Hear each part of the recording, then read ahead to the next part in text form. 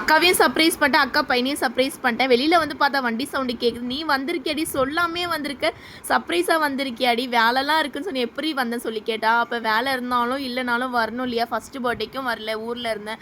அப்போ இப்போ இருக்க பார்த்து வரணும் இல்லையா, வேலை அதிகமாக எனக்கு எதுவும் இல்லை, அதனால தான் நான் வந்தேன் சொன்னேன். அப்படியா சொல்லியிருந்தா.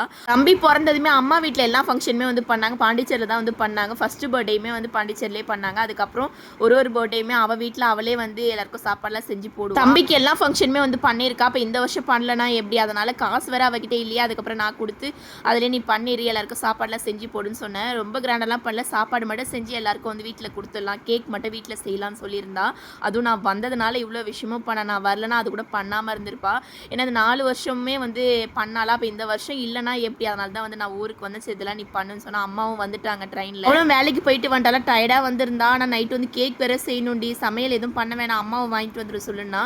அம்மாட்ட சொன்னால் அம்மா சாப்பாடுலாம் வாங்கிட்டு வந்துட்டாங்க. எல்லாமே எங்கள் அக்கா சமையல் பண்ணுவா. ஆனால் இப்போ நைட்டு கொஞ்சம் வேலை இருக்குது, கேக்லாம் வந்து பண்ணணும், கொஞ்சம் டெக்கரேஷன் ஒர்க்லாம் வந்து இருக்குது, தம்பிக்கு வந்து செய்யணும். பசங்கள்லாம் தூங்க வச்சுட்டு நாங்கள் கேக் செஞ்சுட்டு படுக்க எங்களுக்கு 2 மணி ஆயிடுச்சு. நிறைய வீடியோ வர மிஸ் பண்ணாமல் பாருங்கள்.